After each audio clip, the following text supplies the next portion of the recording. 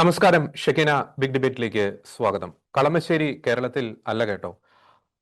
അങ്ങ് ഗാസയിൽ ഹമാസ് ഭീകരർക്ക് ഒരു ജലദോഷപ്പനി വന്നാൽ അവർക്ക് ഐക്യദാർഢ്യമായി ഘോരം ഘോരം പ്രസംഗിച്ച് ഇവിടെ രംഗം കൊഴുപ്പിക്കുന്ന ഒരു രാഷ്ട്രീയ നേതാക്കളെയും നാം കളമശ്ശേരിയിൽ കണ്ടില്ല.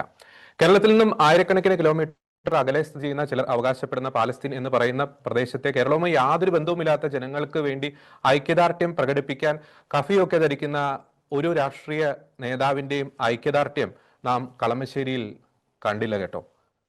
മാത്രമല്ല, ഛത്തീസ്ഗഡിലെ കന്യാസ്ത്രീകൾക്ക് വേണ്ടി അവർക്ക് പിന്തുണ അറിയിക്കാൻ വേണ്ടി അവിടേക്ക് ഫ്ലൈറ്റ് കയറിപ്പോയ ഒരു നേതാക്കളെയും അല്ലെങ്കിൽ അവരിൽ പലരെയും നാം കളമശ്ശേരിയിൽ കണ്ടില്ല കേട്ടോ. കത്തോലിക്ക സഭയിൽ ക്രൈസ്തവ സഭകളിൽ ഒരു ഇലയണങ്ങിയാൽ അതിനെതിരെ മാധ്യമ ചർച്ചകളുമായി രംഗം കൊഴിപ്പിക്കാറുള്ള പല മാധ്യമങ്ങളെയും അല്ലെങ്കിൽ പല മാധ്യമ പ്രവർത്തകരെയും നാം കളമശ്ശേരിയിൽ കണ്ടില്ല കേട്ടോ. വളരെ നിഗൂഢമായിട്ടുള്ള ഒരു നിശബ്ദത നമുക്ക് ഈ കളമശ്ശേരി വിഷയവുമായി ബന്ധപ്പെട്ട് മാർത്തോമ ആശ്രമത്തിന് നേരെ നടന്ന അതിക്രമവുമായി ബന്ധപ്പെട്ട് നമുക്ക് കാണാൻ സാധിക്കും. ഇവർ അതിനെപ്പറ്റി മിണ്ടില്ല, ഇവർ അവിടെ നടക്കുന്ന സംഭവങ്ങൾ കാണില്ല, അതിനെപ്പറ്റി കേൾക്കില്ല. കാരണം ഇവിടെ ഇരകളാക്കപ്പെട്ടത് ക്രൈസ്തവരാണ്. വേട്ടക്കാരുടെ രൂപത്തിൽ നിൽക്കുന്നത് ഇവർക്ക് വേണ്ടപ്പെട്ട പല രീതിയിലും വേണ്ടപ്പെട്ട പലരുമാണ്. ഷെക്കിന ബിഗ് ഡിബേറ്റ് ചർച്ച ചെയ്യുന്നു കളമശ്ശേരിയിലെ നിശബ്ദത ആർക്ക് വേണ്ടി. ഇനി ചർച്ചയിൽ നമ്മോടൊപ്പം ചേരുന്നു BJP നേതാവ് അഡ്വക്കേറ്റ് ശ്രീ ജയസൂര്യൻ, ഒപ്പം തന്നെ മാധ്യമപ്രവർത്തകൻ ശ്രീ ജോൺസൺ കൊച്ചുപറമ്പൻ, ഒപ്പം ഫാദർ ജോൺസൺ പാലപ്പള്ളി CMI. 3 പേർക്കും ഈ ചർച്ചയിലേക്ക് സ്വാഗതം. ആദ്യം ശ്രീ അഡ്വക്കേറ്റ് ജയസൂര്യൻ, കളമശ്ശേരിയിൽ നടന്ന സംഭവം മതേതര കേരളത്തെ അക്ഷരാർത്ഥത്തിൽ ഞെട്ടിച്ചിരിക്കുകയാണ്. അതിന്റെ നിയമവശങ്ങൾ അല്ലെങ്കിൽ അവിടെ നടക്കുന്ന നിയമ വ്യവഹാരങ്ങളൊക്കെ നമുക്കറിയാം, അതവിടെ നിൽക്കട്ടെ. പക്ഷെ അതിനേക്കാളൊക്കെ ഉപരി കളമശ്ശേരി അവിടെ നടന്ന ആ ഒരു അതിക്രമത്തിന്റെ സ്വഭാവം, അവിടെ അവർ മതിൽ തകർത്ത ആ ഒരു രീതി, അധിനിവേശപരമായിട്ടുള്ള ഒരു പ്രവണത, ഇത് ആദ്യത്തെ ഒരു സംഭവമാണോ? അല്ലെങ്കിൽ ഈ കളമശ്ശേരി ഇത്തരത്തിലുള്ള ഏറ്റവും ഒരു ആദ്യത്തെ സംഭവമാണോ കേരളത്തിൽ നടക്കുന്നത്? അങ്ങ് വരുന്ന പാല മേഖലയിൽ നിന്നാണ്. അവിടെയൊക്കെ പലരും പറയാറുണ്ട് ഇത്തരത്തിലുള്ള പല അധിനിവേശ പ്രവണതകളും നടക്കുന്നുണ്ട് എന്ന്. ഈ ഒരു വിഷയത്തിൽ അങ്ങയുടെ അഭിപ്രായം? ഇത് കളമശ്ശേരിയിലെ ഒറ്റപ്പെട്ട സംഭവമോ അല്ലെങ്കിൽ ആദ്യത്തെ സംഭവമോ അല്ല. ഇത്തരം നിരവധി സംഭവങ്ങൾ കത്തോലിക്ക സഭയുടെ ലോകത്തെ ഏറ്റവും വലിയ രൂപതയായിട്ടുള്ള പാല കേന്ദ്രമാക്കി പോലും നടക്കുന്നുണ്ട്. ഞാനത് അങ്ങനെ പറയാൻ കാരണം, ഇവിടെ മത സംരക്ഷകരും മതേതര സംരക്ഷകരും ഒക്കെ ഏറ്റവും ശക്തമായി പ്രവർത്തിക്കുന്ന കേരളത്തിൽ വളരെ ശക്തമായിട്ടുള്ള ഒരു ആഗോള സഭയായിട്ടുള്ള കത്തോലിക്ക സഭയിലും ആ സഭയുടെ അംഗങ്ങൾക്കും സ്ഥാപനങ്ങൾക്കും നേരെ ഇത്തരം അതിക്രമങ്ങൾ നടക്കുമ്പോൾ സമൂഹം നിശബ്ദത പാലിക്കുന്നത് എന്തുകൊണ്ട് എന്നുള്ളതാണ്. മീഡിയ നിശബ്ദത പാലിക്കുന്നു, ഇവിടുത്തെ ഭരണകൂടം നിശബ്ദത പാലിക്കുന്നു, പ്രതിപക്ഷം നിശബ്ദത പാലിക്കുന്നു, മനുഷ്യാവകാശ പ്രവർത്തകരും നിയമജ്ഞരും അങ്ങനെയുള്ള ആൾക്കാർ നിശബ്ദത പാലിക്കുന്നു. സർവത്ര നിശബ്ദതയാണ്. അങ്ങിപ്പോൾ സൂചിപ്പിച്ചതുപോലെ ചർച്ച ചെയ്യാൻ പോലും ആരുമില്ലാത്ത വിധത്തിലുള്ള ഒരു നിശബ്ദതയാണ്. ഈ വിഷയം ഞാൻ നേരത്തെ തന്നെ സമയത്ത് അറിഞ്ഞിരുന്നു. ഞാൻ BJPയുടെ സംസ്ഥാന വക്താവാണ്. അതുകൊണ്ട് തന്നെ ഇത്തരം വിഷയങ്ങൾ വരുമ്പോൾ ഞങ്ങൾക്ക് നിർദ്ദേശം വരും, വിഷയത്തെക്കുറിച്ച് പഠിച്ച് റെഡി ആയിട്ടിരിക്കുക, വൈകിട്ട് ചർച്ച ഉണ്ടാവും. ഞങ്ങളൊക്കെ വിഷയം പഠിച്ച് റെഡി ആയിട്ടിരുന്നു.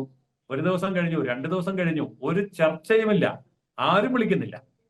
ഞങ്ങൾ ചാനലുകാരോട് ചോദിച്ചു, മുഖ്യധാര ചാനലുകാരോട് ചോദിച്ചു, എന്താ ഈ വിഷയം ചർച്ച? അല്ല, അങ്ങനെ നിർദ്ദേശമൊന്നും വന്നിട്ടില്ല, അങ്ങനെ ഒരു ചർച്ച ഒന്നും ഞങ്ങളോട് പറഞ്ഞിട്ടില്ല. ആര് പറഞ്ഞിട്ടില്ല? ചാനൽ മുതലാളിമാര് നിർദ്ദേശം കൊടുത്തിട്ടില്ല. പത്രമാധ്യമങ്ങൾ ഞങ്ങളോട് ചോദിക്കുമെന്ന് കരുതി ഒരു മാധ്യമവും വന്നില്ല. അപ്പോൾ എന്താണ് ഇതിന്റെ പിന്നിലുള്ള അജണ്ട? സത്യം പറഞ്ഞാൽ പേടിയാവുകയാണ്, ഭയമാവുകയാണ് കേരളത്തിൽ ജീവിക്കാൻ. നമ്മൾ സാധാരണ ഉത്തരേന്ത്യയെ കുറിച്ച് പറയും, അവിടെയൊക്കെ ഒരുതരം കാടൻ രീതിയാണ്, യാതൊരുവിധ നിയമവാഴ്ചയുമില്ല എന്ന്. ഇവിടെ നിയമമുണ്ടല്ലോ. ഇവിടെ മനുഷ്യാവകാശ പ്രവർത്തകരും മാധ്യമങ്ങളും അതുപോലെ തന്നെ രാഷ്ട്രീയ പാർട്ടികൾ പ്രതിപക്ഷത്തും ഭരണപക്ഷത്തും എല്ലാവരും ഉണ്ടല്ലോ. പക്ഷെ ഭീകരമായ ഈ നിശബ്ദത എന്താണ്? വോട്ട് ബാങ്ക് രാഷ്ട്രീയം എന്ന് മാത്രം പറഞ്ഞ് തള്ളാൻ കഴിയുന്ന ഒരു കാര്യമാണ് എന്ന് എനിക്ക് തോന്നുന്നില്ല. വോട്ട് ബാങ്ക്, സംഘടിതമായിട്ടുള്ള വോട്ട് ബാങ്ക് ക്രൈസ്തവരെക്കാൾ വലിയ വോട്ട് ബാങ്ക് മുസ്ലിമിനുണ്ട് എന്നുള്ളത് കൊണ്ട് വോട്ട് ബാങ്ക് രാഷ്ട്രീയം അങ്ങനെ മാത്രം പറഞ്ഞാൽ പോരാ. വോട്ട് ബാങ്ക് രാഷ്ട്രീയത്തിനും അപ്പുറത്തേക്ക് നമ്മുടെ കേരളത്തെ കീഴടക്കി കഴിഞ്ഞിരിക്കുന്ന ഒരു വലിയ ശക്തിയായി ഇവിടെ ചിലരൊക്കെ പ്രവർത്തിക്കുന്നുണ്ട്. ആ പ്രവർത്തനത്തെ നേരിടാനോ അതിനെക്കുറിച്ച് സംസാരിക്കാനോ ആരുമില്ല എന്ന് പറയുന്നത് ഭീകരമായ ഒരു അവസ്ഥയാണ്. ഇതിപ്പോ നമുക്ക് കേരളത്തിന്റെ പല ഭാഗത്തും സ്ഥലം വിൽക്കണമെങ്കിൽ, സ്ഥലം വാങ്ങണമെങ്കിൽ, സാമ്പത്തിക ഇടപാടുകൾ നടത്തണമെങ്കിൽ, നമ്മുടെ അവകാശം നമുക്കൊന്ന് സ്വയം സംരക്ഷിക്കണമെങ്കിൽ ഇതിനൊക്കെ ആരുടെയോ അനുവാദം വാങ്ങിക്കണം എന്നുള്ള ഒരു അലിഖിത നിയമം കേരളത്തെ ഭരിക്കുകയാണ്. അതിന് വലിപ്പച്ചെറുപ്പം വ്യത്യാസമില്ല. കേരളത്തെ ഭരിക്കാൻ മാത്രം ഇത്ര വലിയ ശക്തി ഇവർ ആരാണ്? അതായത് കേരളം എന്ത് ചിന്തിക്കണം, എന്ത് പ്രവർത്തിക്കണം, എന്ത് പറയണം, എന്ത് പറയരുത്, ഇതെല്ലാം നിശ്ചയിക്കപ്പെട്ടു വച്ചിരിക്കുകയാണ്. ഇന്നലെ വരെ ഇതിനൊക്കെ എതിരെ സംസാരിക്കാനെങ്കിലും ആരെങ്കിലും ഉണ്ടായിരുന്നു. പക്ഷെ ഇന്ന് അതുമില്ല. അത് അങ്ങേയറ്റം ഭീകരമായ ഒരു അവസ്ഥയാണ്. ഞാൻ ഷക്കീന ടിവിയെ അഭിനന്ദിക്കുകയാണ്. കാരണം എനിക്ക് ഇന്ന് ഈ ചാനൽ ചർച്ചയിൽ വരാൻ സാധിക്കുന്ന ഒരു അന്തരീക്ഷമല്ല. ഞാൻ യാത്രയിലാണ്. എന്നെ വിളിച്ചപ്പോഴേ പറഞ്ഞു യാത്രയിലാണ്. അപ്പോൾ പറഞ്ഞു ഈ വിഷയമാണ്. ഞാൻ പറഞ്ഞു എനിക്ക് കഴിയുന്നത്ര സമയം ഞാൻ വരാം, റേഞ്ചിലുണ്ടോ എന്ന് പോലും അറിയില്ല. ഞാൻ ഒരിക്കൽ കൂടി അഭിനന്ദിക്കുകയാണ്. ഈ വിഷയം ചർച്ച ചെയ്യപ്പെടുക തന്നെ വേണം. മറ്റാരും ചർച്ച ചെയ്യുന്നില്ലെങ്കിലും ചർച്ച ചെയ്യാൻ ഇവിടെ ഒരു ചാനലെങ്കിലും ഉണ്ട് എന്ന് വന്നതിൽ എനിക്ക് സന്തോഷമുണ്ട്, ആശ്വാസമുണ്ട്. അതുകൊണ്ട് സത്യം ഇനിയെങ്കിലും മുഖം മൂടി നീക്കി പുറത്തു വരണം എന്നാണ് എന്റെ ആഗ്രഹം. അതുകൊണ്ടാണ് ഞാനിപ്പോൾ ഈ ചർച്ചയിൽ പങ്കെടുക്കുന്നത്. ആമുഖമായി മാത്രം ഞാൻ ഇത്രയും പറയുന്നു. ഓക്കെ, അങ്ങേക്ക് പോകാൻ ധൃതിയുള്ളവരെ ഞാൻ അടുത്ത ചോദ്യം അങ്ങയോട് തന്നെ ചോദിക്കുകയാണ്. അതായത് നമുക്ക് ആ ഒരു സംഭവം അതിനെപ്പറ്റി നമ്മൾ സൂക്ഷ്മമായി പരിശോധിച്ചു കഴിയുമ്പോൾ ആ CCTV ദൃശ്യങ്ങൾ അവിടെ സംഘടിതമായി 70ഓളം പേർ അവിടേക്ക് എത്തുന്നു രാത്രിയുടെ മറവിൽ. അവർ ആ ഒരു സമയം തെരഞ്ഞെടുത്തതിന്റെ കാരണം പലതാണ്. ആ സമയത്ത് ആ രാത്രിയുടെ മറവിൽ അവർക്ക് അതിക്രമം കാണിക്കാൻ മാത്രമല്ല, പിറ്റേ ദിവസം കോടതി അവധിയാണ്, ആരും അതിനെതിരെ ചോദ്യം ചെയ്യാൻ പോവുകയില്ല. അതിന്റെ നിയമത്തിന്റെ ചില ലൂപ്പ് ഹോൾസ് ഒക്കെ അവർ ഇതിൽ പ്രയോജനപ്പെടുത്തുന്നു. എൻ്റെ ഒരു ചോദ്യം ഇതാണ്, ഈ രാത്രിയുടെ മറവിൽ ഈ സംഘടിതമായി ഈ ഒരു അതിക്രമം നടത്തിയാൽ അതിന്റെ ഒരു പ്രത്യാഘാതം ഉണ്ടാകും, അല്ലെങ്കിൽ അത് സമൂഹത്തിൽ ചർച്ചയാകും എന്ന് അറിയാത്ത നിഷ്കളങ്കർ ഒന്നും അല്ല ഈ രാത്രിയുടെ മറവിൽ വന്ന ഈ അതിക്രമികൾ. അപ്പോൾ വളരെ വ്യക്തമല്ലേ, എന്ത് ചെയ്താലും ഇവർക്ക് സംരക്ഷണം ഒരുക്കുന്ന ചില രാഷ്ട്രീയ നേതൃത്വങ്ങൾ അവരുടെ ഒപ്പമുണ്ട്, അല്ലെങ്കിൽ അതിനെതിരെ കണ്ണടയ്ക്കുന്ന ചില നിയമ സംവിധാനങ്ങൾ അവരുടെ ഒപ്പം ഉണ്ട് എന്നൊരു ആത്മവിശ്വാസം. ആ ഒരു ആത്മവിശ്വാസം അതിഭീകരമായിട്ടുള്ളൊരു ആത്മവിശ്വാസമല്ലേ? അത് ഒരു മതേതര സമൂഹത്തെ സംബന്ധിച്ചിടത്തോളം അതൊരു ഭയം ജനിപ്പിക്കുന്ന ഒരു ആത്മവിശ്വാസം തന്നെയല്ലേ? ജോർജി, ഞാൻ ഒരു കാര്യം കൂടി തുറന്നു പറയാം. ജോർജി ഇത്രയും ചോദിച്ചത് കൊണ്ട് ഞാൻ തുറന്നു പറയാം. ഈ ഇത്തരം ഓപ്പറേഷനുകൾ കേരളത്തിൽ നടക്കുമ്പോൾ അതിന് കൃത്യമായിട്ടുള്ള തിരക്കഥ എഴുതി സംവിധാനം ചെയ്ത് നേരത്തെ എല്ലാ ആസൂത്രണങ്ങളും പൂർത്തിയാക്കി കാണേണ്ടവരെയൊക്കെ കണ്ട് കെട്ടേണ്ടവരെയൊക്കെ കെട്ടിയിട്ട് തന്നെയാണ് ഇത് ചെയ്യുന്നത്. ജോർജ് സൂചിപ്പിച്ചതുപോലെ ഇത് രാത്രിയിൽ മാത്രം നടന്നതല്ല. പിറ്റേ ദിവസം കോടതിയിൽ പോകാൻ വയ്യ. കോടതി അവധിയാണോ എന്ന് നോക്കി, സമയം രാത്രിയാണോ എന്ന് നോക്കി, CCTV ക്യാമറകൾ ചുറ്റുമുണ്ട് എന്നവർക്കറിയാം. ആ ക്യാമറകൾക്ക് പോലും കണ്ണു തുറക്കാൻ കഴിയാത്ത ഇരുട്ടൊക്കെ ഉറപ്പാക്കി എല്ലാം റെഡിയാക്കിയിട്ടാണ് ഇവരിത് ചെയ്തത്. ആ സമയത്ത് അവിടെ ഇതിന്റെ ഉടമസ്ഥർ ഉണ്ടായിരുന്നു. പിറ്റേ ദിവസം മാധ്യമങ്ങളുടെ മുമ്പിൽ വന്ന കന്യാസ്ത്രീകളും പുരോഹിതന്മാരും പറയുന്നത് ഞാൻ കേട്ടു. അപ്പോൾ അത് കൃത്യമായ പ്ലാനിംഗ് ആണ്. ഇങ്ങനെ ഒരു സംഭവം ഉണ്ടാകുമ്പോൾ നമ്മളെ എങ്ങോട്ടാണ് ആദ്യമായിട്ട് വിളിക്കുക? പോലീസിലേക്കാണ് വിളിക്കുക, അല്ലെങ്കിൽ രാഷ്ട്രീയ നേതാക്കന്മാരെയാണ് വിളിക്കുക, സ്ഥലത്തെ MLA അല്ലെങ്കിൽ MP അല്ലെങ്കിൽ മന്ത്രിയെ അങ്ങനെയാണ് വിളിക്കുക. അപ്പോൾ ഈ സംവിധാനങ്ങളെ മുഴുവൻ ഇവര് നേരത്തെ കണ്ടിട്ടുണ്ട്. പോലീസിനെ കണ്ടിട്ടുണ്ട്. കോടതി അവധിയാണ്, അപ്പൊ പിന്നെ കോടതിയെ കാണേണ്ട കാര്യമില്ല. MLA ഉണ്ട്, MP ഉണ്ട്, മന്ത്രിയുണ്ട്, ഭരണകൂടമുണ്ട്. ഇവരുടെ ഒന്നും ഭാഗത്ത് നിന്നും യാതൊരു ഇടപെടലും ഉണ്ടായില്ല എന്ന് പറഞ്ഞാൽ അതിന്റെ പച്ചയ്ക്ക് പറഞ്ഞാൽ ഇത്രയേ ഉള്ളൂ. മന്ത്രിസഭയെ കണ്ട അനുവാദം മേടിച്ചു, മന്ത്രിയെ കണ്ട അനുവാദം മേടിച്ചു, MLA കണ്ട അനുവാദം മേടിച്ചു, MP കണ്ട അനുവാദം മേടിച്ചു, പോലീസിനെ കാണേണ്ടതുപോലെ കണ്ടു. പിന്നെ ആര് വരാനാ? അപ്പൊ നിങ്ങൾ നിങ്ങളുടെ ദൗത്യം നിർവഹിക്കുന്നത് വരെ ഞങ്ങൾ ഇടപെടുകയില്ല എന്നുള്ള ഉറപ്പ് കിട്ടേണ്ട എല്ലാ അധികാര കേന്ദ്രങ്ങളിൽ നിന്നും വാങ്ങിച്ചു വെച്ചിട്ട് തന്നെയാണ് ഈ കൃത്യം ചെയ്തിരിക്കുന്നത്. കാരണം അവർക്കറിയാം ആരോടാണ് ചെയ്യുന്നത് എന്നുള്ളത്. ലോകം മുഴുവൻ നിറഞ്ഞു നിൽക്കുന്ന ഒരു വലിയ പ്രസ്ഥാനമായ ക്രൈസ്തവ സഭയോട് ആണ് ഇത് ചെയ്യാൻ പോകുന്നതെന്ന് അവർക്ക് കൃത്യമായിട്ട് അറിയാം. അപ്പോൾ അവർ അതിനുള്ള ഒരുക്കങ്ങൾ ചെയ്തു. ഞാൻ ചോദിക്കുന്ന ചോദ്യം ഇതാണ്, ഇത്രയും വലിയ ഒരു സംവിധാനത്തോട് ഈ കൊച്ചു കേരളത്തിനുള്ളിൽ ഇങ്ങനെ പ്രവർത്തിക്കാമെങ്കിൽ ഈ കേരളം ഭരിക്കുന്നത് ആരാണ്? അവർ കേരളം ഭരിക്കുകയാണ്. അവർക്ക് മന്ത്രിസഭ ഏതാണെങ്കിലും കുഴപ്പമില്ല, മുഖ്യമന്ത്രി ആരാണെങ്കിലും കുഴപ്പമില്ല. അത് LDF ആയിക്കോട്ടെ, UDF ആയിക്കോട്ടെ, ആര് ഭരിച്ചാലും ഞങ്ങൾ നടത്തേണ്ടത് ഞങ്ങൾ നടത്തും. ആ ധിക്കാരമാണ് അവിടെ കണ്ടത്. നോക്കൂ, നിയമപരമായി വർഷങ്ങൾക്ക് മുമ്പ് മേടിച്ച ഭൂമിയാണ്. അതിന്റെ രേഖകൾ മേൽ നാളിതുവരെ ആരും ഒരു അവകാശവാദം ഉന്നയിച്ചിട്ടില്ല. ഒരു തർക്കമില്ല, ഒരു കേസില്ല, ഒരു വഴക്കില്ല, ഒരു സംഘർഷമില്ല, ഒന്നുമില്ല. അല്ലെങ്കിൽ നമുക്കറിയാം ഇത് നീണ്ടു നിൽക്കുന്ന കുറെ കാലമായിട്ടുള്ള എന്തെങ്കിലും ഒരു സംഘർഷ ഭൂമിയിലാണ് ഇത് നടക്കുന്നതെങ്കിൽ ഓക്കെ. ഇതൊന്നുമില്ലല്ലോ.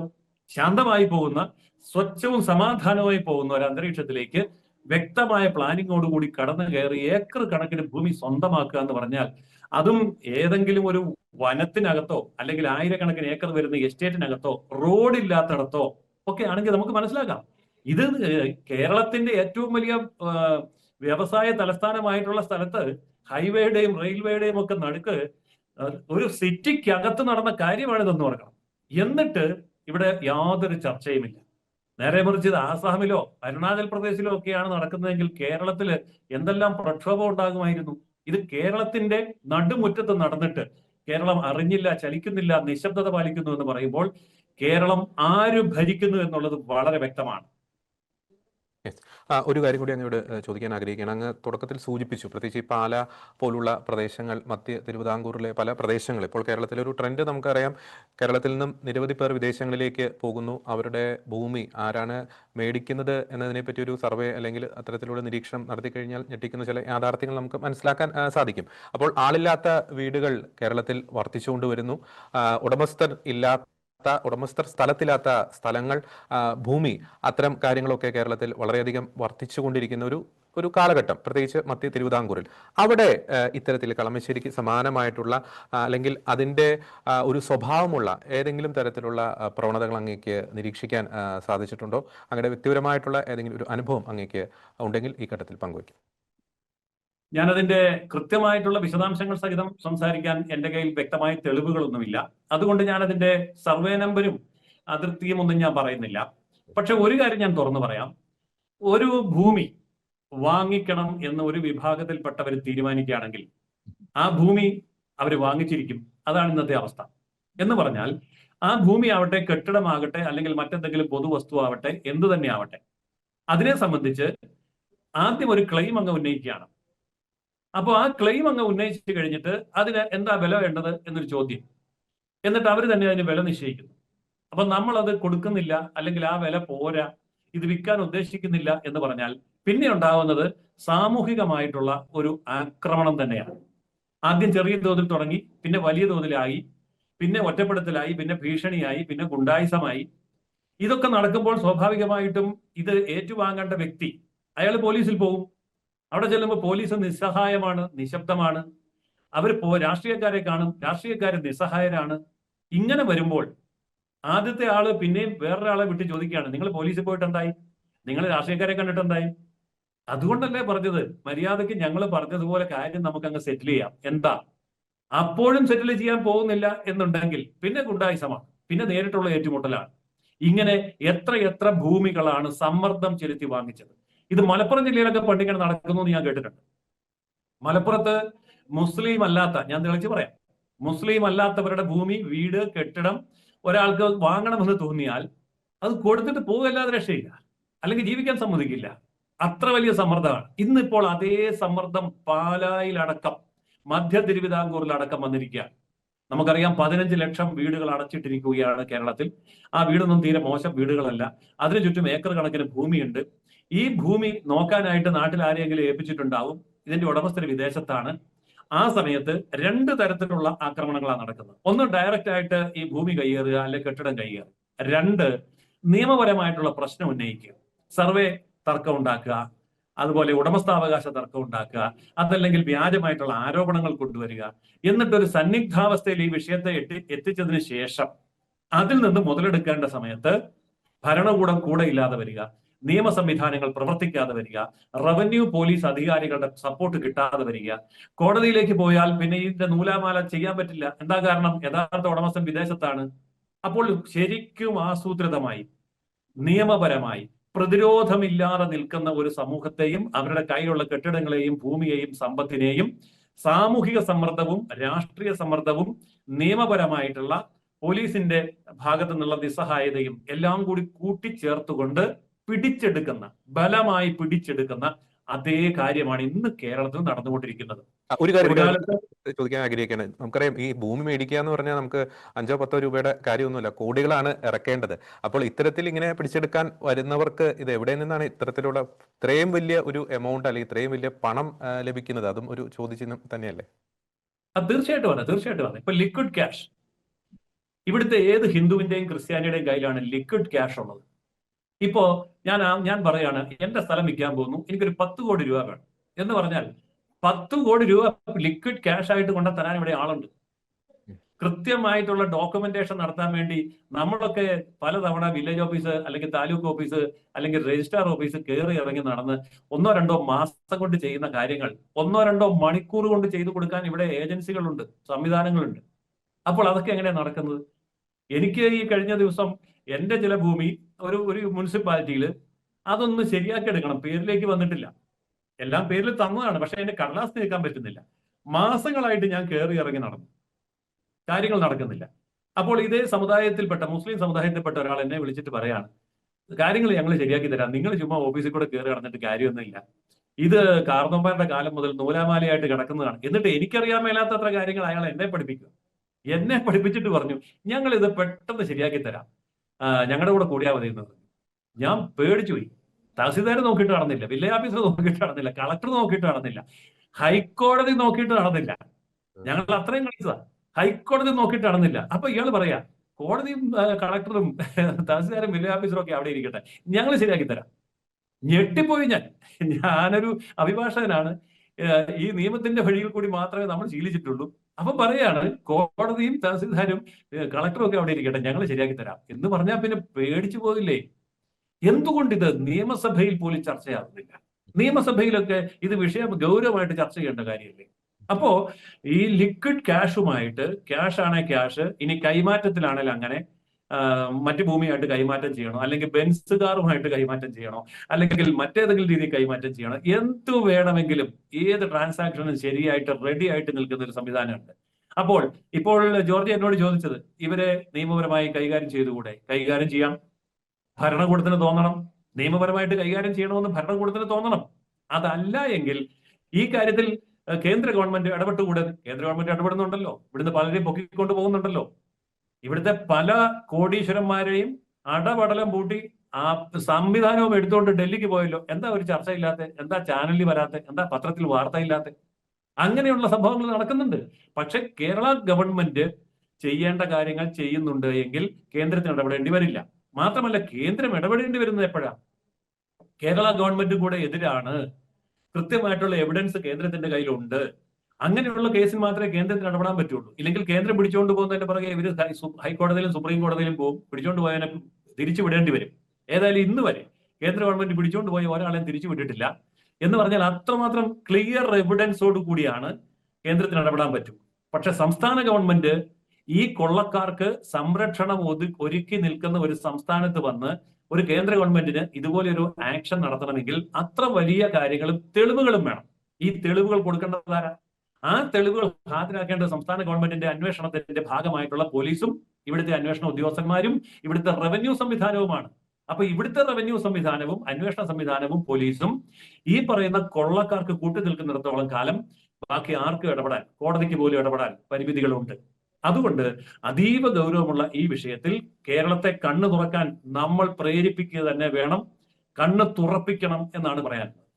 വളരെ വ്യക്തമാണ്, വളരെ ഞെട്ടിക്കുന്ന യാഥാർത്ഥ്യങ്ങൾ തന്നെയാണ് ഈ ഒരു ഘട്ടത്തിൽ അഡ്വക്കേറ്റ് ശ്രീ ജയസൂര്യൻ പങ്കുവച്ചത്. അങ്ങ് യാത്രയിലാണെന്ന് മനസ്സിലാക്കുന്നു, പക്ഷേ തിരക്കിനിടയിലും വളരെ ഗൗരവമേറിയിട്ടുള്ള ഒരു വിഷയത്തിൽ ചർച്ചയിൽ പങ്കെടുക്കുവാൻ അങ്ങ് കാണിച്ച സന്മനസ്സിന് നന്ദി പറയുകയാണ്. വളരെ നന്ദി advocate Shri Jayasuryan. Thank you. ഞാൻ ശ്രീ ജോൺസൺ കൊച്ചുപറമ്പനിലേക്ക് വരികയാണ്. ശ്രീ ജോൺസൺ കൊച്ചുപറമ്പൻ, നേരത്തെ അഡ്വക്കേറ്റ് ശ്രീ ജയസൂര്യൻ പറഞ്ഞ കാര്യങ്ങൾ വളരെ ഞെട്ടൽ എന്നതിനേക്കാൾ ഒരു അതുക്കും മേലെ എന്നൊരു വാക്ക് വേണമെങ്കിൽ നമുക്ക് യൂസ് ചെയ്യാം. അതുപോലത്തെ വളരെ ഗൗരവമേറിയിട്ടുള്ള വിഷയങ്ങളാണ് അദ്ദേഹം പങ്കുവച്ചത്. നമുക്കറിയാം, ഈ വടക്കേ ഇന്ത്യയിലേക്ക് എപ്പോഴും നോക്കൂ നോക്കൂ നോക്കൂ എന്ന് നാഴികയ്ക്ക് 40 വട്ടം ക്രൈസ്തവരെ പ്രബുദ്ധരാക്കുന്ന അല്ലെങ്കിൽ ക്രൈസ്തവർക്ക് ഒരു ബോധവൽക്കരണം നൽകുന്ന രാഷ്ട്രീയക്കാരാണ് നമ്മുടെ ചുറ്റിലും ഉള്ളത്. പക്ഷേ വടക്കോട്ട് നോക്കാൻ പറയുന്നവർ കളമശ്ശേരിയിലേക്ക് നോക്കാൻ പറയുന്നില്ല. ഇത്ര വലിയ സംഘടിതമായിട്ടുള്ള ഒരു അധിനിവേശ ശ്രമം നടന്നിട്ടും അങ്ങോട്ടേക്ക് നോക്കാൻ പറയുന്നില്ല. എന്താണ് കാരണം? ശ്രീ ജോൺസൺ കൊച്ചുപറമ്പൻ. ഞാൻ ആ ചോദ്യത്തിന് മറുപടി പറയുന്നതിന് മുമ്പായിട്ട്, നമ്മൾ ഈ റവന്യൂ ഡിപ്പാർട്ട്മെന്റിനെ അത് നമ്മൾ നിസ്സാരമായി കാണാൻ പാടില്ല. ഇത്തരം ഒരു ഭൂമി നമുക്കറിയാം. ഇപ്പോ ഒന്ന്, നമുക്ക് അപേക്ഷ വെച്ച് പട്ടയം കിട്ടി നമ്മുടെ പേരിലാകുന്ന വസ്തു.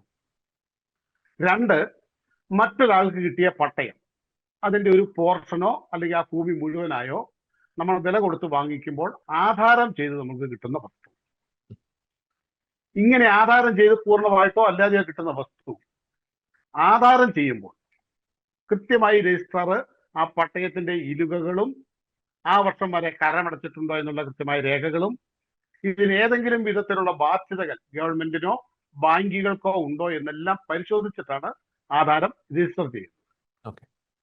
അങ്ങനെ രജിസ്റ്റർ ചെയ്യുന്ന ഭൂമി രജിസ്ട്രേഷൻ നടപടികൾക്ക് ശേഷം നിശ്ചിത ദിവസത്തിനുള്ളിൽ നമുക്കത് ആധാരം കൈ കിട്ടുമ്പോൾ അതുമായി നമ്മൾ വില്ലേജ് ഓഫീസിൽ പോയി പട്ടയമാണെങ്കിൽ മറ്റൊരു പേജിലേക്ക് തണ്ടപ്പേർ മാറിയാൽ മതി. ആധാരമാണെങ്കിൽ അതിൽ വാങ്ങിയ ഭാഗം കുറവ് ചെയ്തുകൊണ്ട് പുതിയ തണ്ടപ്പേർ പിടിക്കാനായി അപേക്ഷ കൊടുക്കും. ആ അപേക്ഷ വില്ലേജ് ഓഫീസറുടെ റിപ്പോർട്ട് സഹിതം തഹസീൽദാർക്ക് പോകും. തഹസീൽദാരുടെ അവിടെ നിന്നുള്ള അനുമതി ലഭിച്ചതിന് ശേഷം വില്ലേജ് ഓഫീസിൽ വന്ന് തണ്ടപ്പേർ ലഭിക്കുമ്പോഴാണ് ആ പട്ടയ വസ്തു വാങ്ങിച്ചയാൾ കരമടയ്ക്കുന്നത്. ഇതാണ് ഒരു നമ്മുടെ ഒരു റവന്യൂ അവകാശത്തിൽ ഒരു ഭൂമി കയ്യിലുള്ള ഒരാൾക്ക് അയാളുടെ പേരിലേക്ക് വസ്തു വാങ്ങിക്കുവാനും സ്വന്തം പേരിൽ തണ്ടപ്പേർ ലഭിക്കുവാനും അതിൽ കരമടയ്ക്കുവാനും പറ്റുന്ന നിയമം. ആ നിയമപ്രകാരം 30 വർഷങ്ങൾക്ക് മുമ്പാണ്. നമുക്കറിയാലോ ജോർജ്, ഒരു കാര്യം കൂടെ ഒന്ന് ശ്രദ്ധിക്കണം.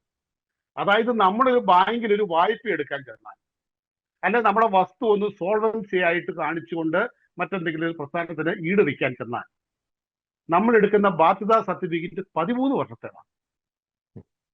ശ്രദ്ധിച്ചിരുന്നോ? 13 വർഷം. 13 വർഷത്തിനുള്ളിൽ ഈ വസ്തു മറ്റൊരു ബാങ്കിനോ മറ്റൊരു പ്രസ്ഥാനങ്ങൾക്കോ ഈട് വെച്ചിട്ടില്ല എന്നോ മറ്റാർക്കും വിറ്റിട്ടില്ല എന്നോ ഗവൺമെന്റിന് ഏതെങ്കിലും രീതിയിലുള്ള റവന്യൂ കുടിശ്ശികകൾ വരുത്തിയിട്ടില്ല എന്നോ യാതൊരു ബാധ്യതയില്ലെന്നുള്ള സർട്ടിഫിക്കറ്റ് ചോദിക്കുന്നത് 13 വർഷത്തേതാണ്. അങ്ങനെ ഇരിക്കുമ്പോഴാണ് 30 വർഷമായി തണ്ടപ്പേർ പിടിച്ച് കരമടയ്ക്കുന്ന വസ്തു. അത് ഒരു സഭാവിഭാഗത്തിന്റെ അതൊന്ന് വിട്, ഒരു വ്യക്തിക്ക് പോലും നഷ്ടമാകാൻ പാടില്ലല്ലോ.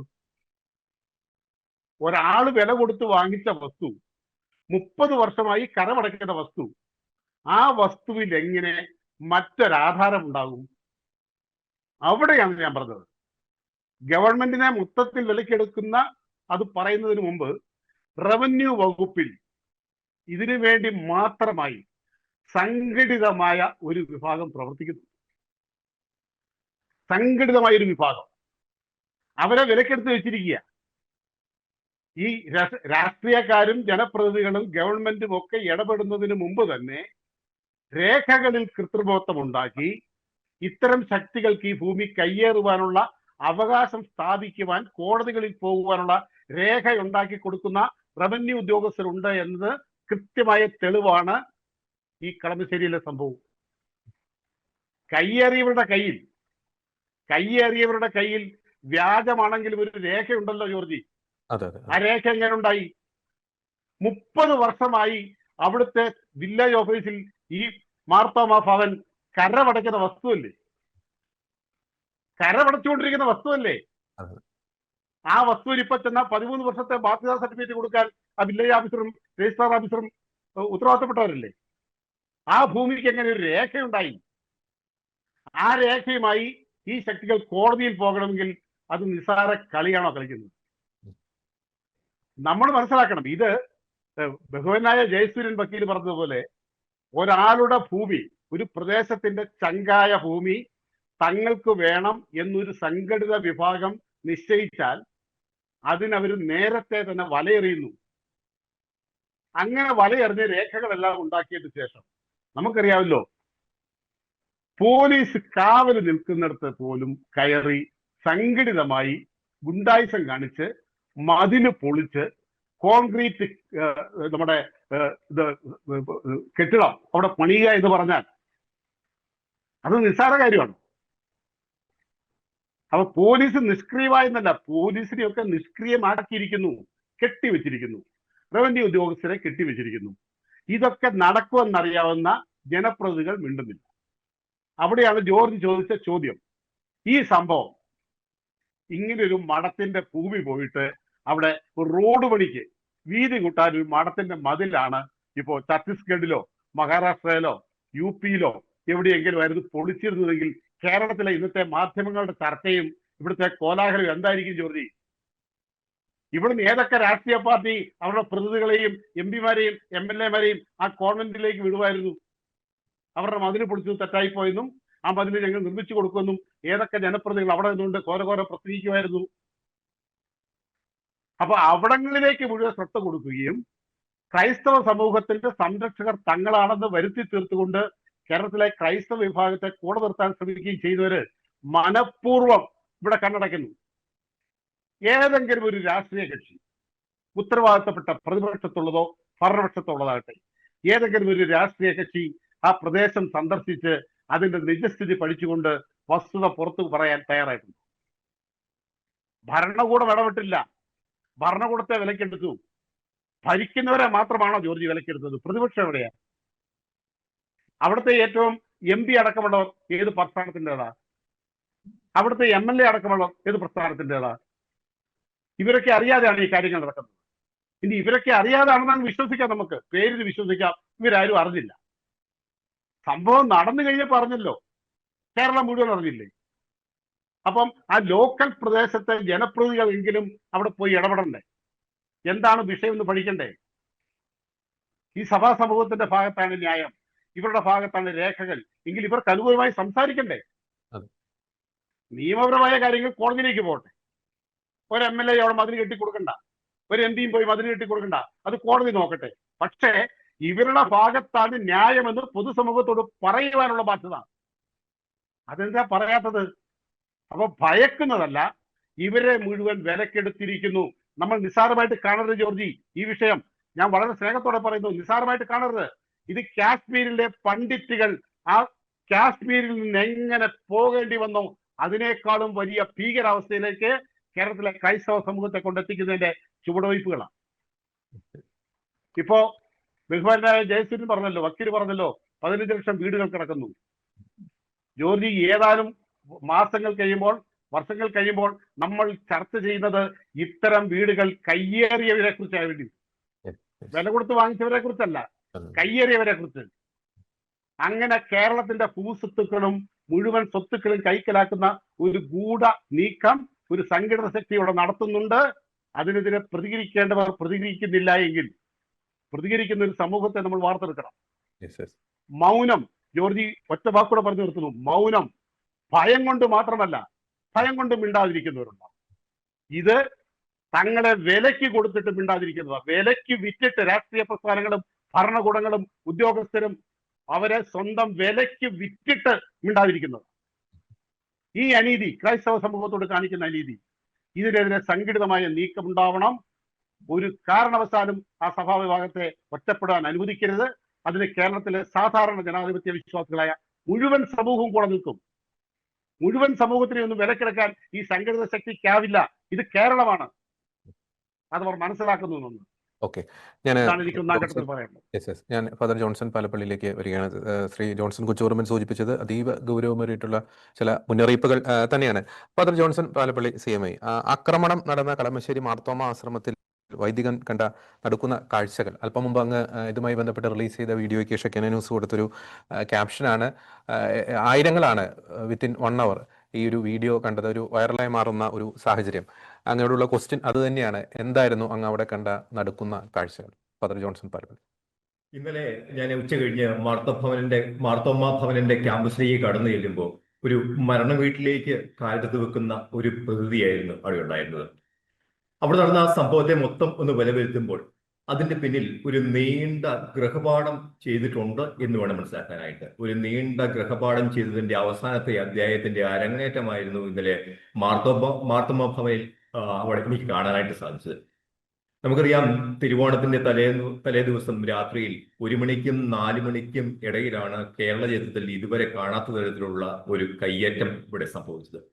അതിനുശേഷം എന്തുകൊണ്ട്, പെട്ടെന്ന് പലരും ചോദിക്കാറുണ്ട്, എന്തുകൊണ്ടാണ് ഇത്ര വലിയ ഒരു കയ്യേറ്റ അക്രമശ്രമം നടന്നിട്ടും എന്തുകൊണ്ടാണ് മാർത്തോമ ഭവനിലെ അധികാരികൾ ഒരു നീണ്ട നിശബ്ദത പാലിച്ചത് എന്ന്.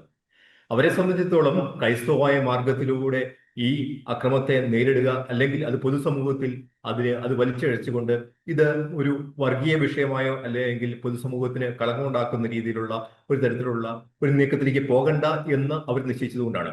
അവര് പ്രത്യാശ വെച്ചിരുന്നു അവരെ സംരക്ഷിക്കുവാനായിട്ട്, അവരുടെ താല്പര്യങ്ങൾ സംരക്ഷിക്കുവാനായിട്ട് ഇവിടെ ഒരു നീതിപീഠം ഉണ്ടാകും, അല്ല എങ്കിൽ ഇവിടെ നിയമ സംവിധാനങ്ങളും പോലീസ് സംവിധാനങ്ങളും ഒക്കെ അവർക്ക് തുണയായി ഉണ്ടാകും എന്ന് അവർ സ്വപ്നം കണ്ടതിന്റെ ഫലമായിട്ടാണ് ഈ 22 ദിവസങ്ങൾ അവർക്ക് താമസിക്കേണ്ടി വന്നത് എന്ന് വേണം മനസ്സിലാക്കുവാനായിട്ട്. ഒടുവിൽ അവരുടെ ക്ഷമ നശിച്ചതിന് ശേഷമാണ് മീഡിയയ്ക്ക് മുമ്പിലേക്ക് വരാനായിട്ട് അവർ തയ്യാറായത്.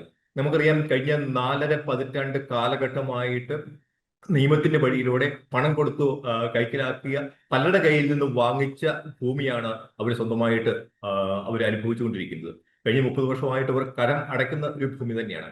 ഈ ഭൂമിയിലേക്കാണ് ഇരുളിന്റെ മറവിൽ ഒരു കൂട്ടം സാമൂഹിക ദ്രോഹികൾ സർവ്വവിധ സന്നാഹങ്ങളുമായി അവിടേക്ക് കടന്നു ചെല്ലുന്നത്. നമുക്കറിയാം, പാതിരാത്രിയിൽ കടന്നു ചെല്ലുന്നവരെ കള്ളൻ എന്ന് തന്നെ അക്ഷരം തെറ്റാതെ വിളിക്കണം. അങ്ങനെ നാം വിളിക്കുന്നുമുണ്ട്. അതുകൊണ്ട് ഇപ്പോൾ ഈ കയ്യേറിയവര് ചില രേഖകളൊക്കെ കാണിച്ചുകൊണ്ട് ഇത് ഞങ്ങളുടെ ഭൂമിയാണ് എന്ന് അവകാശപ്പെടുമ്പോൾ അതിനൊരു മറുവശമുണ്ട്. നിങ്ങളുടെ ഭൂമിയാണ് എന്ന് അവരുടെ സ്വന്തം ഭൂമിയാണെന്ന് അവകാശപ്പെടുന്നുണ്ട് എങ്കിൽ എന്തുകൊണ്ട് അവരുടെ ഭൂമിയിലേക്ക് അവകാശം സ്ഥാപിക്കുവാനായിട്ട് ഇരുളിനെ കൂട്ടുപിടിച്ചു? എന്തുകൊണ്ട് ഒരു തിരുവോണത്തലേന്ന് കോടതികൾ തുടർച്ചയായിട്ട് കോടതികൾ അവധിദിവസങ്ങളാകുന്ന ഒരു ദിവസം തന്നെ അവർ ഇതിനു വേണ്ടി തെരഞ്ഞെടുത്തു? ചോദ്യങ്ങൾ നിരവധി ബാക്കിയാവുകയാണ്. അതുകൊണ്ട് ഇത് തീർച്ചയായിട്ടും ഒരു കടന്നാക്രമണം തന്നെയാണ്. അതോടൊപ്പം തന്നെ നമ്മൾ ഈ കടന്നാക്രമണം കേരള സമൂഹത്തിന് മുമ്പിൽ വെക്കുന്ന ചില ചോദ്യങ്ങളുണ്ട്. കയ്യൂക്ക് അല്ലെങ്കിൽ സംഘടിത ബലം ഇല്ലാത്ത സാധാരണക്കാരായ നിരാലംബരായ സാധുക്കളായ സന്യാസികൾക്ക് നീതി നടത്തിക്കെട്ടുവാനായിട്ട് ഇനി ആരുടെ അടുത്തേക്ക് പോകണം? അവിടുത്തെ സുപ്രീം അച്ഛൻ ജോർജിനോട് സംസാരിച്ചതിന്റെ വെളിച്ചത്തിൽ എനിക്ക് മനസ്സിലാക്കാനായിട്ട് സാധിച്ചത്, ജോർജ് അച്ഛൻ ജില്ലാ കളക്ടറുടെ ഉൾപ്പെടെ അടുത്തുള്ള സാധ്യമായിട്ടുള്ള എല്ലാ നിയമ സംവിധാനങ്ങളെയും സമീപിച്ചു. ജില്ലാ കളക്ടർ ഓർഡർ ഇട്ടു, എത്രയും പെട്ടെന്ന് അവരെ ഒഴിപ്പിക്കണം എന്ന് ഓർഡർ ഇട്ടിട്ട് പോലും ആ ഓർഡർ നടപ്പിലാക്കുവാനായിട്ട് ബന്ധപ്പെട്ട പോലീസ് അധികാരികൾ തയ്യാറാകുന്നില്ല എന്ന് പറയുമ്പോൾ ഇവര് ആരെയൊക്കെയാണ് ഭയപ്പെടുന്നത്, അല്ലെങ്കിൽ ഇവരെ ആരെയൊക്കെയാണ് പ്രീതിപ്പെടുത്താനായിട്ട് ശ്രമിക്കുന്നത് എന്നുകൂടി നമ്മൾ മനസ്സിലാക്കേണ്ടിയിരിക്കുന്നു. എന്തായാലും കഴിഞ്ഞ 45 വർഷമായിട്ട് ഒരു സന്യാസ സമൂഹം സ്വന്തമായിട്ട് വെച്ചിരിക്കുന്ന ഭൂമിക്ക് പോലും ഒരു സുപ്രഭാതത്തിൽ അവരുടെ കയ്യിൽ നിന്ന് അത് ഒരു വിഭാഗം തട്ടിയെടുക്കുമ്പോൾ ഈ വലിയ നെറികേടിനോട് കേരള സമൂഹം കാണിക്കുന്ന നിശബ്ദത നമ്മുടെ ജനാധിപത്യത്തിന് നേരെ ഉയർത്തുന്ന ഒരു ചോദ്യചിഹ്നമാണ് എന്നുകൂടി മനസ്സിലാക്കേണ്ടിയിരിക്കുന്നു. ഞാൻ ആദ്യം സൂചിപ്പിച്ചത് തന്നെ, ഇത്ര വലിയ ഒരു കയ്യേറ്റ സംഭവം അവിടെ നടന്നിട്ട് വലിയ ജാഥകളോ പ്രതിഷേധ പ്രകടനങ്ങളോ ഒന്നും ഇതുവരെ അവിടെ നടന്നിട്ടില്ല. അതേസമയം നമ്മൾ ചിന്തിക്കുക, ഇത് ക്രൈസ്തവ സമൂഹത്തിന്റെ അല്ലാതെ വേറെ ഏതെങ്കിലും ഒരു സമൂഹത്തിന്റെ പ്രോപ്പർട്ടിയിലേക്കാണ് ഇങ്ങനെ ഒരു കടന്നുകയറ്റം നടന്നിരുന്നു എങ്കിൽ കേരളത്തിൽ ഒന്നിലധികം ഹർത്താലുകളും ബന്ധുക്കളും ഇതിനകം അരങ്ങേറിയേനെ. നിരവധി രാഷ്ട്രീയ സംഘടനകൾ, യുവജന സംഘടനകളൊക്കെ അങ്ങോട്ട് നീണ്ട മാർച്ചുകൾ സംഘടിപ്പിച്ചേനെ, പ്രതിഷേധ യോഗം സംഘടിപ്പിച്ചേനെ. 22 ദിവസങ്ങൾ കഴിയുമ്പോൾ പോലും കേരളത്തിൽ നിന്നുള്ള ഏതെങ്കിലും ഒരു സംഘടനയുടെയോ അല്ലെങ്കിൽ യുവജന സംഘടനയുടെയോ യാതൊരു തരത്തിലുള്ള പ്രതിഷേധമോ യോഗമോ ഒന്നും അവിടെ നടന്നിട്ടില്ല എന്ന് നമ്മൾ തിരിച്ചറിയുമ്പോൾ നമ്മൾ മനസ്സിലാക്കേണ്ട സംഗതി ഇതാണ്: ഇത്തരത്തിലുള്ള കയ്യേറ്റങ്ങളെ നിശബ്ദമായിട്ട് പ്രോത്സാഹിപ്പിക്കുകയാണ്. ഇത് വേണമെങ്കിൽ ഒരു ലിറ്റ്മസ് ടെസ്റ്റ്, ഒരു ആസിഡ് ടെസ്റ്റ് ആയിട്ട് കൂടി കണക്കാക്കാവുന്നതാണ്. ഇത്തരത്തിലുള്ള ഒരു കയ്യേറ്റം നടന്നിട്ട് പോലും, അതായത് സ്വന്തമായി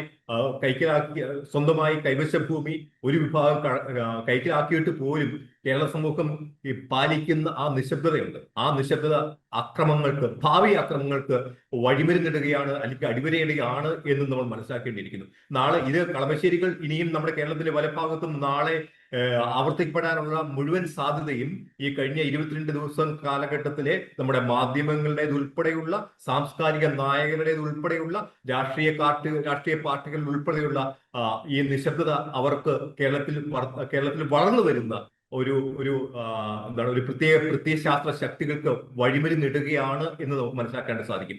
അവരുടെ 16 ഏക്കർ പുരയിടത്തിലേക്ക് നമുക്ക് കയറുമ്പോൾ തന്നെ കാണുവാനായിട്ട് സാധിക്കും. വർഷങ്ങളായിട്ട് അവർ കൃഷി നടത്തിയ, അവർ സ്വന്തമായിട്ട് കൈവശം അവകാശം സ്ഥാപിച്ചിരുന്ന ഒരു ഭൂമിയാണ് പെട്ടെന്ന് ഒരു രാത്രിയുടെ ഇരുളിന്റെ മറവിൽ ഒരു കൂട്ടം സാമൂഹിക ദ്രോഹികൾ എന്ന് തന്നെ പറയണം അവരവിടെ കയ്യേറിയത്. ഞാൻ അവിടെ ചെല്ലുമ്പോൾ അവിടെ ഒരു വാൻ പോലീസുകാരുണ്ട്. ആ പോലീസുകാരൊക്കെ ആർക്കാണ് കാവൽ നിൽക്കുന്നത്, അതായത് ഈ സ്ഥലത്തിന്റെ ഉടമസ്ഥനാണോ കയ്യേറ്റക്കാർക്കാണോ കാവൽ നിൽക്കുന്നത് എന്ന് പോലും സംശയം ഉളവാക്കത്തക്ക രീതിയിലുള്ള ഒരു നിസ്സംഗതയാണ് ആ പോലീസ് ഡിപ്പാർട്ട്മെന്റിന്റെ ഉദ്യോഗസ്ഥരുടെ ഭാഗത്തു നിന്ന് ഉണ്ടാകുന്നത് എന്ന് നമ്മൾ ഒരു ഞെട്ടലോടെ വേണം മനസ്സിലാക്കുവാനായിട്ട്. അതുകൊണ്ട് ഇത്തരത്തിലുള്ള അതായത് ഈ അനീതിയെ, ഈ കയ്യേറ്റത്തെ എത്രയും പെട്ടെന്ന് കേരള സമൂഹം രാഷ്ട്രീയ മത ഭേദമന്യേ ചെറുക്കുന്നില്ല എങ്കിൽ നാളെ കേരള സമൂഹത്തെ കാത്തിരിക്കുന്നത് ഇതിനേക്കാൾ വളരെ അതിഭീകരമായിട്ടുള്ള കയ്യേറ്റങ്ങളും അതുപോലെ തന്നെ ഇതുപോലുള്ള അക്രമസംഭവങ്ങളും ആയിരിക്കും എന്ന് നമ്മൾ മനസ്സിലാക്കേണ്ടിയിരിക്കുന്നു. ജോർജി, അച്ഛൻ പറഞ്ഞതുപോലെ ഈ നിശബ്ദതയ്ക്ക് വലിയ വില കൊടുക്കേണ്ടി വരും എന്ന കാര്യത്തിൽ യാതൊരു തർക്കമില്ല. ഞാൻ മറ്റൊരു കാര്യം കൂടി അച്ഛനോട് ചോദിക്കാൻ ആഗ്രഹിക്കുകയാണ്. ഇവർ തകർത്ത ആ ഒരു മതിൽ എന്ന് പറയുന്നത് വെറും ഒരു സാധാരണ മതിലല്ല, ദൈവവചനം എഴുതി വെച്ചിരിക്കുന്ന മതിലാണ്. നമുക്ക് കേരളത്തിൽ അങ്ങോളം ഇങ്ങോളം നമ്മൾ യാത്ര ചെയ്യുമ്പോൾ ഈ കോൺവെന്റുകളുടെ ആശ്രമങ്ങളുടെയൊക്കെ മതിലിൽ എഴുതി വെച്ചിരിക്കുന്ന ദൈവവചനം അല്ലെങ്കിൽ അത്തരം കാര്യങ്ങളെ വളരെ ആദരവോടുകൂടി തന്നെയാണ് ജാതി മത ഭേദമന്യേ എല്ലാവരും നോക്കിക്കാണുന്നത്. അപ്പോൾ പോയിന്റ് നമ്പർ 1, ആ തകർക്കപ്പെട്ടത് ദൈവവചനം എഴുതിയ മതിലുകളാണ്. രണ്ടാമത്തെ വലിയൊരു പോയിന്റ് ഉണ്ട്.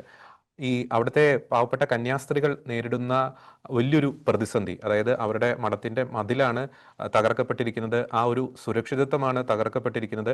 ഇനി കന്യാസ്ത്രീകൾ എന്നത് മാറ്റി നിർത്തിയാൽ ഒരു സ്ത്രീകൾ രാത്രിയിൽ ഒറ്റയ്ക്ക് താമസിക്കുന്ന ആ മേഖലയുടെ ഒരു സുരക്ഷ തന്നെയാണ് ഈ കൂട്ടർ ഇല്ലാതാക്കിയത്. ഈ രണ്ട് സംഭവങ്ങളും അതീവ ഗൗരവമേറിയതല്ലേ? ഈ രണ്ട് സംഭവങ്ങളിൽ നമുക്കറിയാം, ഇപ്പം സ്ത്രീകൾക്കൊക്കെ വേണ്ടി മതില് നിർമ്മിക്കുന്നവർ, ഘോരം ഘോരം പ്രസംഗിക്കുന്നവരെ ഒന്നും, സ്ത്രീപക്ഷവാദികളെ ഒന്നും നമ്മൾ ആ കൂട്ടത്തിൽ നാം കണ്ടില്ല. മാത്രമല്ല ഈ ദൈവവചനം തകർക്കപ്പെട്ട ആ ഒരു വിഷയത്തെയും അത്ര ഗൗരവത്തോടെ പലരും നോക്കിക്കാണുന്നില്ല. ഫാദർ ജോൺസൺ പറഞ്ഞു. 7 അടി പൊക്കമുള്ള ഏകദേശം 100 മീറ്ററോളം മതിൽ അവിടെ തകർക്കപ്പെട്ടിട്ടുണ്ട്. ഈ മതിൽ തകർക്കപ്പെട്ട ആ പ്രദേശം നമുക്ക് സന്ദർശിച്ച് മനസ്സിലാക്കുന്ന സംഗതി, അവിടെ മതിൽ തകർത്തതിന്റെ യാതൊരു അവശിഷ്ടങ്ങളും അവിടെ അവശേഷിക്കുന്നില്ല എന്നുള്ളതാണ്. ഞാൻ അവിടുത്തെ സുപ്പീരിയറിൽ നിന്ന് മനസ്സിലാക്കിയതനുസരിച്ച് ആ മതിൽ തകർത്തതിന്റെ അവശിഷ്ടങ്ങൾ അവർ താൽക്കാലിക ഭവനങ്ങൾ കൊണ്ടുവന്ന ആ ടോറസ് ലോറിയിൽ തന്നെ അവർ തിരിച്ചു കൊണ്ടുപോയി എന്നുള്ളതാണ് മനസ്സിലാക്കാൻ സാധിച്ചത്. അതായത് അത്രമാത്രം പ്ലാനിങ് ഇതിന്റെ പിന്നിൽ നടന്നിട്ടുണ്ട് എന്നുള്ളതാണ്. മതിൽ എന്ന് പറയുന്നത് നമുക്കറിയാം ഒരു പ്രതീകം കൂടിയാണ്.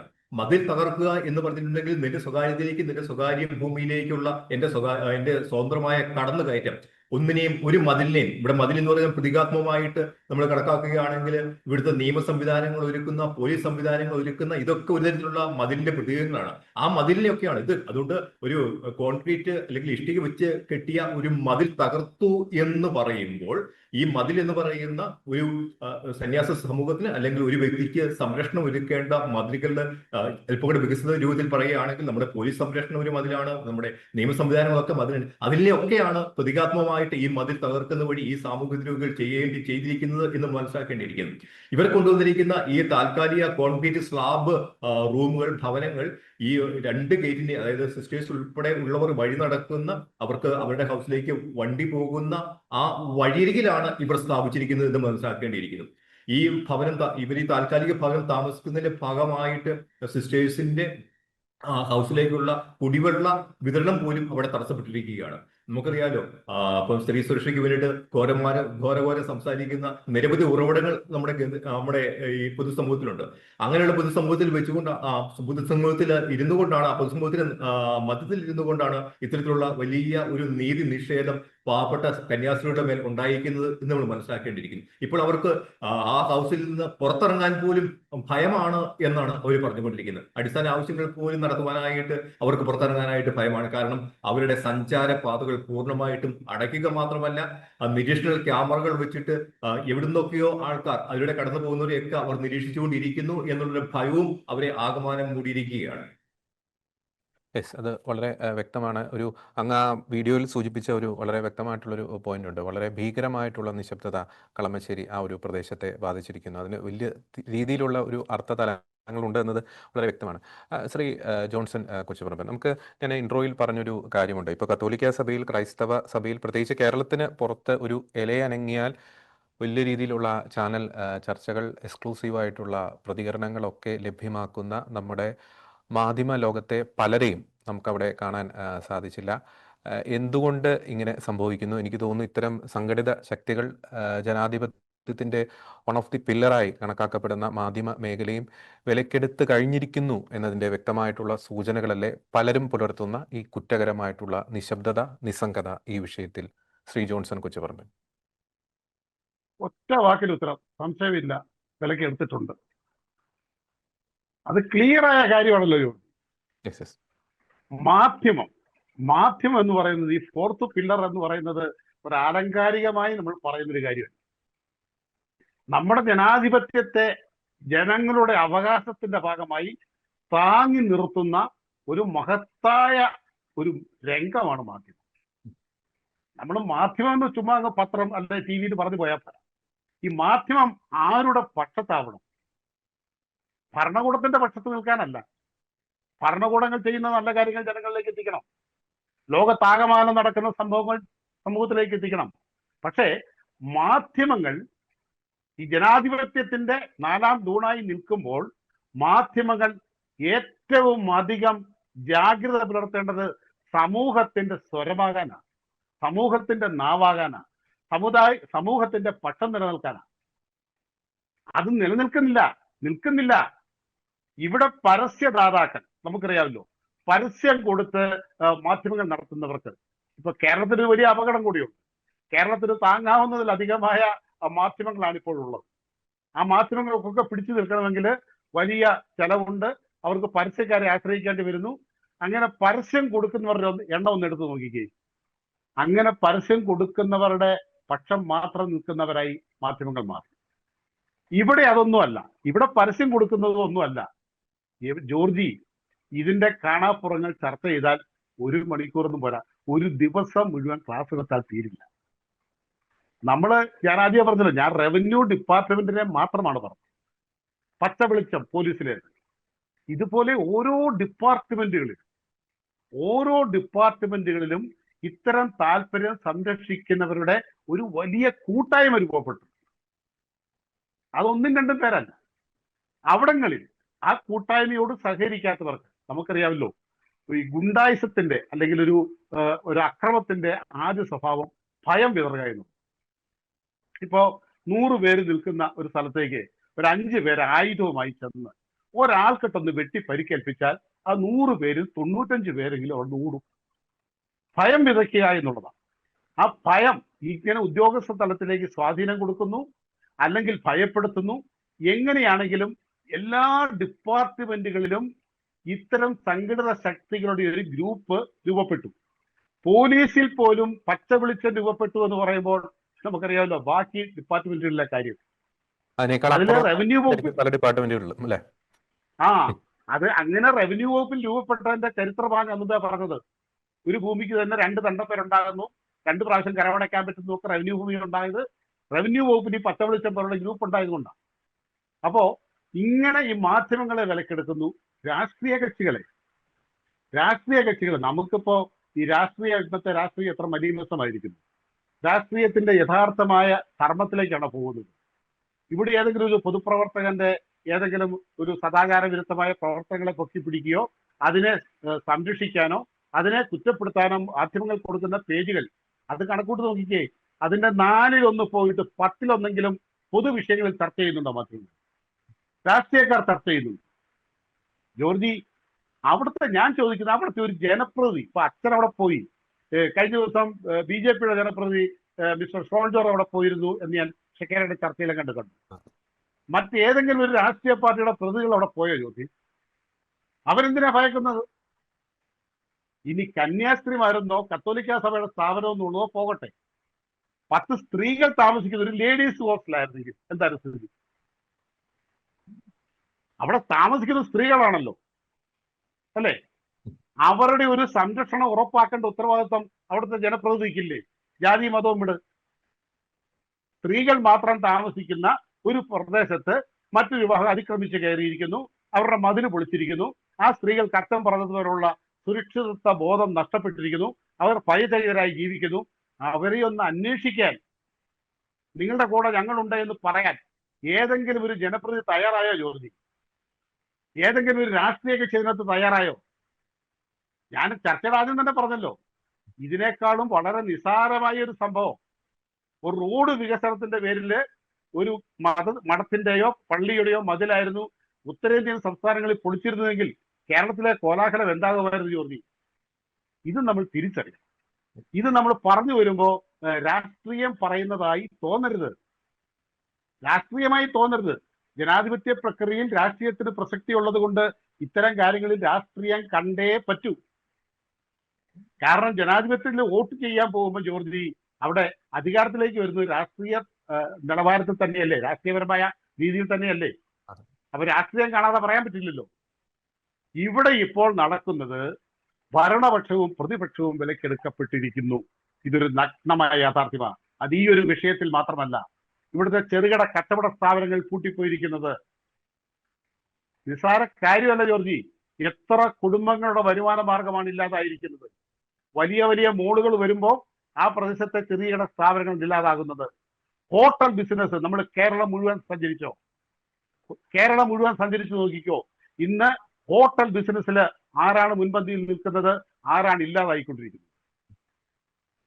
അതുപോലെ ഈ സെക്കൻഡ് ഹാൻഡ് വാഹനങ്ങളുടെ വിൽപ്പന രംഗത്ത് ഇപ്പോ ഫേസ്ബുക്കും സോഷ്യൽ മീഡിയയിലൊക്കെ ഉപയോഗിക്കുന്നവർക്ക് റീൽസിനകത്തും പരസ്യത്തിനകത്തും കാണാമല്ലോ ആരാണ് മുന്നിൽ നിൽക്കുന്നത്, ആരാണ് പുറകോട്ട് പോയത്.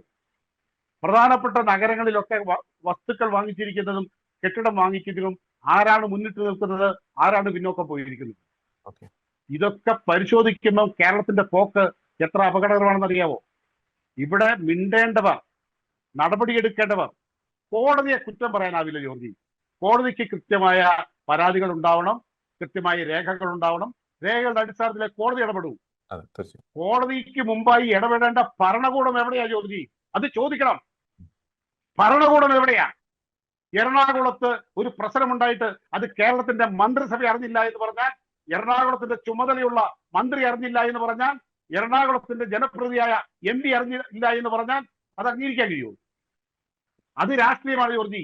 ആ രാഷ്ട്രീയം കേരളത്തിൽ നിന്ന് മാറണം. കേരളത്തിന്റെ രാഷ്ട്രീയ ചിത്രം മാറണം. ഇവിടെ ഇത് ക്രിസ്ത്യാനി എന്നുള്ളതല്ല, സാധാരണക്കാരന്, ഹിന്ദു ആയിക്കോട്ടെ, ക്രിസ്ത്യാനി ആയിക്കോട്ടെ, തീവ്രവാദമില്ലാത്ത മുസ്ലിം ആയിക്കോട്ടെ, സാധാരണക്കാരന്റെ ജനാധിപത്യ അവകാശങ്ങൾ, റവന്യൂ അവകാശങ്ങൾ, വഖഫ് മാത്രമല്ല ഇത്ര അധിനിവേശത്തിലൂടെയുള്ള റവന്യൂ അവകാശങ്ങൾ നിഷേധിക്കുന്നതും മാറ്റപ്പെടണം. ആ രാഷ്ട്രീയം ഇവിടെ ഉണ്ടാവണം ജോർജി. വലിയ അപകടത്തിലേക്കാണ് കേരള പോകുന്നത്, വലിയ അപകടത്തിലേക്കാണ്. ഞാൻ സമയപരിമിതി ഉള്ളതുകൊണ്ട് ഞാൻ വളരെ വ്യക്തമാണ്. പ്രത്യേകിച്ച് പലരെയും വിലക്കെടുത്ത് കഴിഞ്ഞിരിക്കുന്നു. അതിൽ ഭരണകൂടങ്ങൾ പലതിനോടും കാണിക്കുന്ന ഒരു കുറ്റകരമായിട്ടുള്ള നിസ്സംഗത, നിശബ്ദത, അത് വളരെ അപകടം തന്നെയാണ്. ഞാൻ ഏറ്റവും ലാസ്റ്റായിട്ട് അച്ഛനിലേക്ക് വരികയാണ്. ഫാദർ ജോൺസൺ പാലപ്പള്ളി, ഈ ഒരു വിഷയം നമുക്കറിയാം, ഒരു കത്തോലിക്ക സ്ഥാപനമാണ് ആക്രമിക്കപ്പെട്ടിരിക്കുന്നത്. കത്തോലിക്ക വൈദികരും സന്യസ്തരും താമസിക്കുന്ന സ്ഥാപനമാണ് ആക്രമിക്കപ്പെട്ടിരിക്കുന്നത്. വളരെ കുറ്റകരമായിട്ടുള്ള നിശബ്ദതയും പലരുടെയും നിസ്സംഗതയും ഒക്കെ നമ്മൾ ചർച്ച ചെയ്തു. ഈ ഒരു വിഷയം, കളമശ്ശേരി സംഭവം, നിലവിലെ കേരളത്തിലെ രാഷ്ട്രീയ സാമൂഹിക സാഹചര്യത്തിൽ കേരളത്തിലെ ക്രൈസ്തവ സമുദായത്തിന് നൽകുന്ന മുന്നറിയിപ്പുകൾ. Father Johnson Palappilly. ഈ സംഭവത്തെ ഒരു സൂചനയായിട്ട് നമ്മൾക്ക് കണക്കാക്കേണ്ടിയിരിക്കുന്നു. ഈ സംഭവം നമുക്ക് നൽകുന്നത് വലിയ ഒരു പാഠമാണ്. കാരണം നാളെ രാവിലെ ഉണർന്നെഴുന്നേൽക്കുമ്പോൾ നമ്മുടെ ഭൂമി, നമ്മൾ സ്വന്തമെന്ന് കരുതിയിരുന്ന നമ്മുടെ സ്ഥാവര ജംഗമ വസ്തുക്കളൊക്കെ മറ്റൊരാളുടെ കയ്യിലാകില്ല എന്ന് ആർക്ക് ഉറപ്പിക്കാനായിട്ട് സാധിക്കും? അങ്ങനെ ആരെങ്കിലും കൊണ്ടുപോയാൽ തന്നെ നിയമ സംവിധാനങ്ങൾ നമുക്ക് കൂട്ടായിട്ടുണ്ടാകും എന്ന് ഒരിക്കലും വിശ്വസിക്കാൻ പറ്റാത്ത നാളുകളിലേക്കുള്ള ഒരു വിരൽ ചൂണ്ടലാണ് ഈ കളമശ്ശേരി സംഭവം എന്ന് വേണം നമ്മൾ അനുമാനിക്കുവാൻ. കാരണം വീണ്ടും ഈ സംഭവം നമ്മളെ പഠിപ്പിക്കുന്നത് ഇവിടെ കയ്യൂക്കുള്ളവനാണ് കാര്യക്കാരൻ, സംഘടിത ശക്തിയുള്ളവനാണ് കാര്യക്കാരൻ, അല്ലെങ്കിൽ കൊട്ടേഷൻ ടീമിന്റെ അല്ലെങ്കിൽ ഗുണ്ടായിസ പണി സ്വന്തമായിട്ട് ഉള്ളവനാണ് ഇവിടെ കാര്യക്കാരൻ. ഇതൊന്നുമില്ലാതെ സമാധാനത്തിന്റെ മാർഗത്തിലൂടെ നയിക്കുന്നവർക്ക് ഇവിടെ അസ്തിത്വം നഷ്ടപ്പെടുന്ന അപകടകരമായ ഒരു നാളയിലേക്കാണ് പോകുന്നത് എന്ന് നമ്മൾ മനസ്സിലാക്കേണ്ടിയിരിക്കുന്നു. നമുക്കറിയാം, പരമ്പരാഗതമായിട്ട് ക്രിസ്തുമത വിശ്വാസികൾ ഇപ്പോഴും ഒരു ചെവിട് തടിച്ചിട്ടുണ്ടെങ്കിൽ മറ്റേ ചെവിട് കാണിച്ചു കൊടുക്കണം എന്ന് പറഞ്ഞുകൊണ്ട്, എന്ന് വിശ്വസിച്ചുകൊണ്ട് ജീവിതത്തെ സമീപിക്കുന്നവരാണ്.